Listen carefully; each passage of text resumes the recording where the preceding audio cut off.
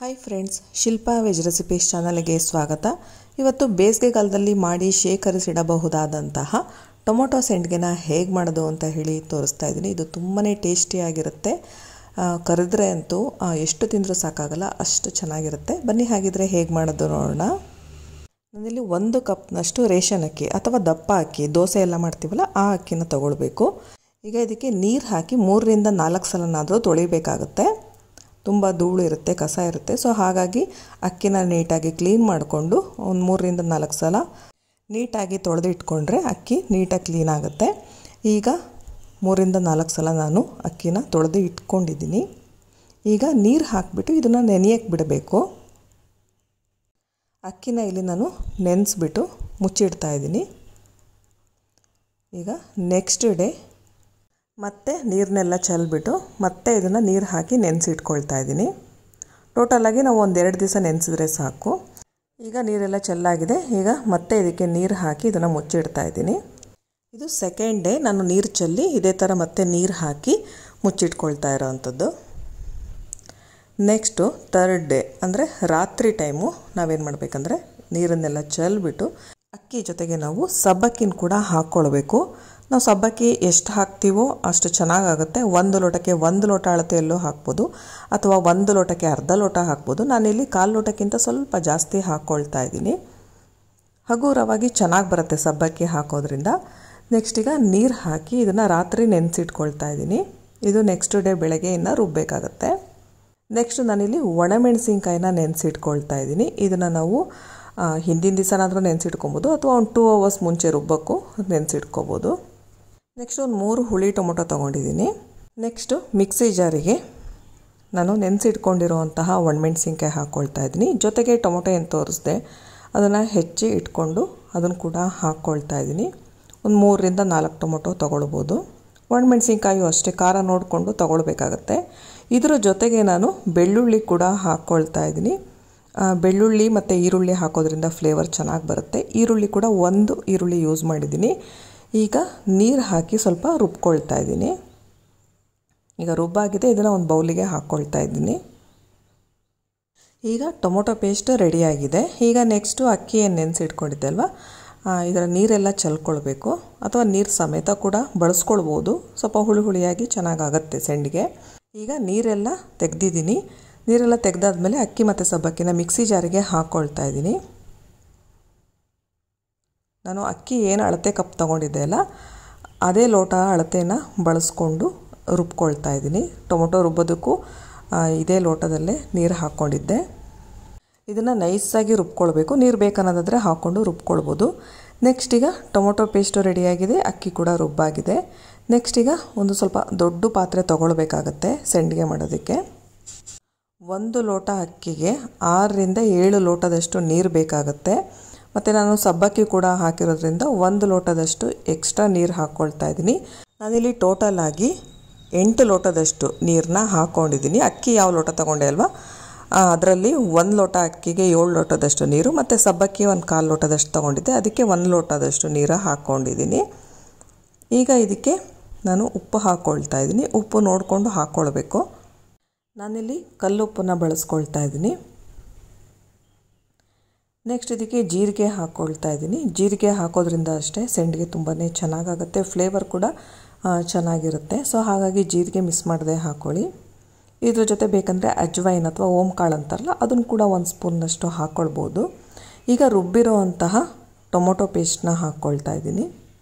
ಈಗ ಒಂದು ಸಲ ಮಿಕ್ಸ್ ಮಾಡಿಬಿಟ್ಟು ನೀರನ್ನ ಚೆನ್ನಾಗಿ ಕುದಿಯೋದಕ್ಕೆ ಬಿಡಬೇಕು ನಾವು. ನೋಡ್ತಾ ಇರ್ಬೋದು ಕಲರ್ ಕೂಡ ಎಷ್ಟು ಚೆನ್ನಾಗಿ ಬಂದಿದೆ ಅಂತ. ನೀವು ಇನ್ನೂ ಕಲರ್ ಬೇಕು ಅನ್ನೋದಾದರೆ ಕಾಶ್ಮೀರಿ ರೆಡ್ ಚಿಲ್ಲಿ ಪೌಡರ್ ಅಂತ ಹೇಳಿ ಸಿಗುತ್ತೆ, ಅದನ್ನು ಕೂಡ ಹಾಕ್ಕೊಳ್ಬೋದು. ಇನ್ನೂ ರೆಡ್ಡಾಗಿ ಇನ್ನೂ ಚೆನ್ನಾಗಿ ಕಲರ್ಫುಲ್ಲಾಗಿ ಕಾಣುತ್ತೆ ಅಂತಲೇ ಹೇಳ್ಬೋದು. ಈಗ ಚೆನ್ನಾಗಿ ಕುದಿ ಬಂದಿದೆ. ಕುದಿ ಬಂದಾಗ ಒಂದು ಸಲ ಮಿಕ್ಸ್ ಮಾಡಿಕೊಂಡು ಸ್ವಲ್ಪ ಟೇಸ್ಟ್ ನೋಡ್ಕೊಳ್ಬೇಕು, ಉಪ್ಪು ಖಾರ ಎಲ್ಲ ಸರಿ ಇದೆಯಾ ಅಂತ. ಉಪ್ಪೇನಾದರೂ ಬೇಕಂದರೆ ಮತ್ತೆ ಹಾಕ್ಕೊಳ್ಬೋದು ಅಥವಾ ಖಾರ ಕೂಡ ಬೇಕು ಅನ್ನೋದಾದರೆ ಮತ್ತೆ ಹಾಕ್ಕೊಳ್ಬೋದು. ಈಗ ನನಗೆ ಸ್ವಲ್ಪ ಉಪ್ಪು ಬೇಕು ಅನ್ನಿಸ್ತು, ಹಾಗಾಗಿ 1/4 ಸ್ಪೂನ್ನಷ್ಟು ಮತ್ತೆ ಹಾಕಿದ್ದೀನಿ. ಈಗ ಚೆನ್ನಾಗಿ ಕುದಿಯುವಾಗ ಏನು ರುಬ್ಬಿಟ್ಕೊಂಡಿದ್ನಲ್ಲ ಅಕ್ಕಿ ಅದನ್ನು ಹಾಕ್ಕೊಳ್ತಾ ಇದ್ದೀನಿ. ನಾವು ರುಬ್ಬಿರೋ ಅಂತಹ ಅಕ್ಕಿ ಹಿಟ್ಟನ್ನು ಹಾಕುವಾಗ ನೀರು ಒಂದು ಚೆನ್ನಾಗಿ ಕುದೀತಾ ಇರಬೇಕು. ಇನ್ನೊಂದು ಹಾಕಿದ ತಕ್ಷಣ ಕೈ ಆಡಬೇಕು, ಇಲ್ಲ ನೀರನ್ನ ಕೈಯಾಡ್ತಾನಾದರೂ ಅಕ್ಕಿ ಹಿಟ್ಟನ್ನ ಹಾಕ್ಕೊಳ್ಬೇಕು. ಇದನ್ನು ಚೆನ್ನಾಗಿ ನೆನಪಲ್ಲಿ ಇಟ್ಕೋಬೇಕು, ಇಲ್ಲ ಅಂದರೆ ಗಂಟು ಆಗಿಬಿಡುತ್ತೆ. ಕೈ ಬಿಡ್ದ ಹಾಗೆ ಈ ಥರ ಕೈಯಾಡ್ತಾನೇ ಇರಬೇಕು. ಇದಿಷ್ಟು ಬೇಯೋ ಅಷ್ಟೊತ್ತಿಗೆ ಕರೆಕ್ಟಾಗಿ 20 ನಿಮಿಷ ತೊಗೊಳುತ್ತೆ. ಈ ಥರ ಕೈಯಾಡ್ತಾನೇ ಇರಬೇಕು 20 ನಿಮಿಷ ಕೂಡ ನಾವು, ಇಲ್ಲ ಅಂದರೆ ತಳ ಹಿಡಿದು ಬಿಡುತ್ತೆ. ಈಗ 20 ನಿಮಿಷ ಆಗ್ತಾ ಬಂತು, ನೋಡ್ತಾ ಇರ್ಬೋದು ಚೆನ್ನಾಗಿ ಬೆಂದಿದೆ ಕೂಡ. ಕಲರ್ ಕೂಡ ಅಷ್ಟೇ ತುಂಬ ಚೆನ್ನಾಗಿ ಬಂದಿದೆ. ನೋಡ್ತಾ ಇರ್ಬೋದು ಈಗ ಚೆನ್ನಾಗಿ ಬೆಂದಿದೆ. 20 ನಿಮಿಷ ಇದನ್ನು ಚೆನ್ನಾಗಿ ಬೇಯಿಸ್ಕೊಂಡಿದ್ದೀನಿ. ಸಣ್ಣ ಉರಿಯಲ್ಲೇ ಬೇಯಿಸ್ಕೊಳ್ಬೇಕು, ಜೊತೆಗೆ ಕೈಯಾಡ್ತಾನೆ ಇರಬೇಕು. ನೋಡ್ತಾ ಇರ್ಬೋದು ಗುಳ್ಳೆ ಕೂಡ ಬರ್ತಾ ಇದೆ. ಈ ರೀತಿ ಚೆನ್ನಾಗಿ ಕುದಿ ಬಂದಿದೆ ನೋಡಿ. ಈಗ ಸ್ಟವ್ ಆಫ್ ಮಾಡ್ಕೊಳ್ತಾ ಇದ್ದೀನಿ. ನೆಕ್ಸ್ಟು ಬೇರೆ ಪಾತ್ರೆಗೆ ಸ್ವಲ್ಪ ಸೆಂಡಿಗೆ ಹಿಟ್ಟನ್ನು ಹಾಕ್ಕೊಳ್ತಾ ಇದ್ದೀನಿ. ಯಾಕಂದರೆ ನಾವು ಇದನ್ನು ಬಿಸಿ ಬಿಸಿಯಾಗಿರುವಾಗಲೇ ಹಾಕ್ಕೊಳ್ಬೇಕು, ಇಲ್ಲಾಂದರೆ ಗಂಟು ಆಗಿಬಿಡುತ್ತೆ. ಹಾಗಾಗಿ ಸ್ವಲ್ಪನೇ ನಾವು ಬೇರೆ ಒಂದು ಪಾತ್ರೆಗೆ ಹಾಕ್ಕೊಳ್ತಾ ಇದನ್ನು ಮುಚ್ಚಿಟ್ಕೊಳ್ಬೇಕು. ದೊಡ್ಡ ಪಾತ್ರೆಯಲ್ಲಿ ಏನಿದೆ ಇದನ್ನು ಮುಚ್ಚಿಬಿಟ್ಟು ನಾವು ಸಣ್ಣ ಪಾತ್ರೆದೇನಿದೆ ಇದನ್ನು ನಾನೀಗ ಸೆಂಡಿಗೆ ಹಾಕ್ಕೊಳ್ತಾ ಇದ್ದೀನಿ. ನಾನಿಲ್ಲಿ ಕಾಟನ್ ಬಟ್ಟೆ ಮೇಲೆ ಹಾಕ್ಕೊಳ್ತಾ ಇದ್ದೀನಿ. ಕೆಲವರು ಪ್ಲಾಸ್ಟಿಕ್ ಯೂಸ್ ಮಾಡ್ತಾರೆ ಈಸಿ ಆಗುತ್ತೆ ಅಂತ, ಬಟ್ ನಾನು ಪ್ರಿಫರ್ ಮಾಡೋದು ಯಾವಾಗಲೂ ಕೂಡ ಕಾಟನ್ ಬಟ್ಟೆಯಲ್ಲೇ ಹಾಕಿ ಅಂತ. ಏನು ಕಷ್ಟ ಏನಾಗೋದಿಲ್ಲ. ಈಗ ಸೆಂಡಿಗೆ ಹಾಕ್ಕೊಳ್ತಾ ಇದ್ದೀನಿ. ನಾನು ತಿಂಡಿ ತಿನ್ನೋದಕ್ಕಿಂತ ಸ್ವಲ್ಪ ದೊಡ್ಡ ಸ್ಪೂನು, ಅಂದರೆ ಈ ಪಲ್ಯಗಳನ್ನೆಲ್ಲ ಬಡಿಸೋದಕ್ಕೆ, ಕೋಸಂಬರಿ ಬಡಿಸೋದಕ್ಕೆ ಇರುತ್ತಲ್ಲ ಟೇಬಲ್ ಸ್ಪೂನ್, ಆ ರೀತಿ ಸೈಜಿನ ಸ್ಪೂನ್ನ ಬಳಸ್ಕೊಂಡು ನಾನಿಲ್ಲಿ ಸೆಂಡಿಗೆ ಹಾಕ್ಕೊಳ್ತಾ ಇದ್ದೀನಿ. ಇದೇ ಹಿಟ್ಟಲ್ಲಿ ನಾವು ಹಪ್ಪಳ ಕೂಡ ಮಾಡ್ಕೊಳ್ಬೋದು, ಬಟ್ ಹಪ್ಪಳ ಮಾಡುವಾಗ ನಾವು ಪ್ಲಾಸ್ಟಿಕ್ ಶೀಟ್ನೇ ಬಳಸಬೇಕಾಗತ್ತೆ. ಅದನ್ನು ಕೂಡ ಕೊನೆಯಲ್ಲಿ ಸ್ವಲ್ಪ ಹಾಕಿಬಿಟ್ಟು ತೋರಿಸ್ತೀನಿ. ಬಟ್ ಏನಂದರೆ ಸೆಂಡಿಗೆನ ಮಾತ್ರ ಈ ಥರ ಕಾಟನ್ ಬಟ್ಟೆಯಲ್ಲೇ ಹಾಕ್ಕೊಳ್ಳಿ, ಕಷ್ಟ ಏನಾಗೋದಿಲ್ಲ. ಇಲ್ಲ ಅಂದರೆ ಫುಡ್ ಗ್ರೇಡ್ ಅಂತ ಹೇಳಿ ಸಿಗುತ್ತೆ ಪ್ಲಾಸ್ಟಿಕ್ಕು, ಅದನ್ನು ಕೂಡ ತೊಗೊಂಡು ಹಾಕ್ಕೊಳ್ಬೋದು. ಈಗ ಈ ಪಾತ್ರೆಯಲ್ಲಿರೋದು ಖಾಲಿಯಾಗಿದೆ. ಈಗ ಇನ್ನೊಂದು ಸ್ವಲ್ಪ ಹಿಟ್ಟನ್ನು ಇದಕ್ಕೆ ಹಾಕ್ಕೊಂಡು ಬಂದು ಮತ್ತೆ ಸೆಂಡಿಗೆ ಹಾಕ್ಕೊಳ್ತಾ ಇದ್ದೀನಿ. ನೋಡ್ತಾ ಇರ್ಬೋದು ಅದೇ ಕನ್ಸಿಸ್ಟೆನ್ಸಿಯಲ್ಲೇ ಇದೆ ಇದು. ಈಗ ಸೆಂಡಿಗೆ ಎಲ್ಲ ಹಾಕಾಗಿದೆ.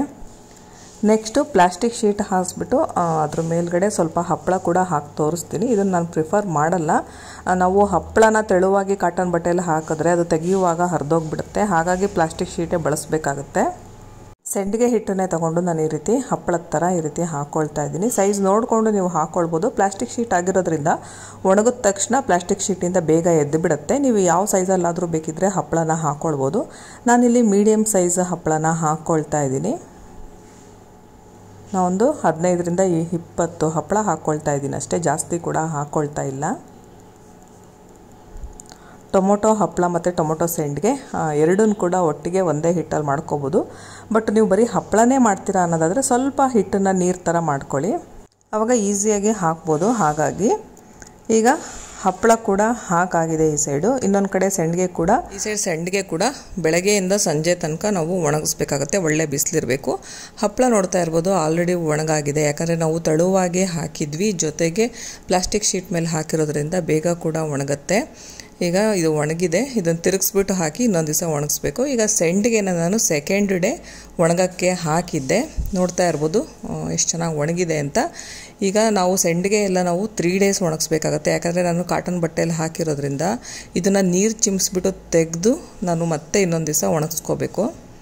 ಈಗ ನೀರು ಚಿಮ್ಮಿಸ್ಕೊಳ್ತಾ ಇದ್ದೀನಿ. ಕಂಪ್ಲೀಟಾಗಿ ಒದ್ದೆ ಮಾಡ್ಕೊಳ್ಬೇಕು ಬಟ್ಟೆನ, ಹಾಗಂತ ತುಂಬ ನೀರು ಹಾಕಬಾರ್ದು, ಚಿಮ್ಮಿಸ್ಕೊಳ್ತಾ ಹೋಗ್ಬೇಕು ಈ ರೀತಿ. ಆವಾಗ ಸೆಂಡಿಗೆ ಬಿಡಿಸೋದಕ್ಕೆ ಈಸಿ ಆಗುತ್ತೆ.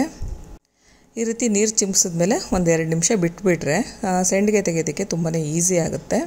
ನೋಡಿ ಈಗ ಸೆಂಡಿಗೆನ ಎಷ್ಟು ಈಸಿಯಾಗಿ ಬಿಡಿಸ್ತಾ ಇದ್ದೀನಿ ಅಂತ. ಈ ರೀತಿ ಕಾಟನ್ ಬಟ್ಟೆಗೆ ಹಾಕಿದ್ರೆ ಯಾವುದೇ ರೀತಿ ಏನು ಕಷ್ಟ ಅನಿಸೋದಿಲ್ಲ. ಈ ರೀತಿ ಒಂದು ನೀರು ಚಿಮ್ಮಿಸಿ ಬಿಡಿಸ್ಕೊಳ್ಬೇಕು, ಅದೊಂದೇ ಟೈಮ್ ತೊಗೊಳುತ್ತೆ. ಬಿಟ್ಟರೆ ಈಸಿಯಾಗಿ ಕೂಡ ಕಾಟನ್ ಬಟ್ಟೆ ಬಳಸ್ಕೊಂಡು ಕೂಡ ನಾವು ಮಾಡಬಹುದು. ಪ್ಲಾಸ್ಟಿಕ್ನ ಆದಷ್ಟು ಅವಾಯ್ಡ್ ಮಾಡಬೇಕು ಅನ್ನೋದಾದರೆ ಈ ರೀತಿ ನಾವು ಕಾಟನ್ ಬಟ್ಟೆನ ಬಳಸ್ಕೊಳ್ಬೇಕಾಗತ್ತೆ. ಈಗ ಸೆಂಡಿಗೆನೆಲ್ಲ ಬಿಡಿಸ್ಬಿಟ್ಟು ಒಂದು ತಟ್ಟೆಯಲ್ಲಿ ಹಾಕಿ ಇಟ್ಕೊಳ್ತಾ ಇದ್ದೀನಿ. ಇದನ್ನು ನೆಕ್ಸ್ಟ್ ಡೇ ಮತ್ತೆ ಬಿಸಿಲಲ್ಲಿ ಒಣಗಿಸ್ಕೊಂಡ್ರೆ ಒಳ್ಳೆ ಸೆಂಡಿಗೆ ರೆಡಿ ಆಗುತ್ತೆ. ಈಗ ಬಿಡಿಸಿದ್ದೆಲ್ಲ ಈ ರೀತಿ ಅಗಲವಾದ ಪ್ಲೇಟು ಅಥವಾ ಇದು ಮರದಲ್ಲಿ ಹಾಕ್ಕೊಳ್ತಾ ಇದ್ದೀನಿ ನಾನು. ಇದನ್ನು ರಾತ್ರಿ ಟೈಮು ಫ್ಯಾನ್ ಗಾಳಿಯಲ್ಲಿ ಕೂಡ ಇಟ್ಕೊಳ್ಬೋದು. ಈಗ ನೆಕ್ಸ್ಟ್ ಡೇ ನಾನು ಇದನ್ನು ಒಣಗಕ್ಕೆ ಹಾಕಿದ್ದೀನಿ ಬಿಸಿಲಲ್ಲಿ. ಈಗ ಒಣಗಾಗಿದೆ. ನಾನೀಗ ಇದನ್ನು ಕರಿತಾ ಇದ್ದೀನಿ. ಕರಿಯೋದಕ್ಕೂ ಮುಂಚೆ ಎಣ್ಣೆನ ಕಾಯಿಸ್ಕೊಂಡಿದ್ದೀನಿ. ನೋಡ್ತಾ ಇರ್ಬೋದು ಎಷ್ಟು ಚೆನ್ನಾಗಿ ಕಲರ್ಫುಲ್ ಆಗಿರೋವಂತಹ ರುಚಿಯಾಗಿರೋವಂತಹ ಟೊಮೊಟೊ ಸೆಂಡಿಗೆ ರೆಡಿಯಾಗಿದೆ ಅಂತ. ನೀವು ಕೂಡ ಬೇಸಿಗೆಯ ಈ ಬಿಸಿಲಲ್ಲಿ ಸಂಡಿಗೆನ ಮಾಡ್ಕೊಳ್ಳಿ, ಹಾಗೆ ಮಳೆ ಬರುವಾಗ ಇದನ್ನು ಕರ್ಕೊಂಡು ತಿನ್ನಿ, ಒಳ್ಳೆ ರುಚಿಯಾಗಿರುತ್ತೆ. ನಿಮಗೆಲ್ಲ ಈ ವಿಡಿಯೋ ಇಷ್ಟ ಆಯಿತು ಅಂತ ಹೇಳಿ ಭಾವಿಸ್ತೀನಿ. ನಿಮಗೆಲ್ಲ ಈ ವಿಡಿಯೋ ಇಷ್ಟ ಆದರೆ ಲೈಕ್ ಮಾಡಿ, ಶೇರ್ ಮಾಡಿ ಹಾಗೂ ಸಬ್ಸ್ಕ್ರೈಬ್ ಮಾಡಿ. Thank you friends.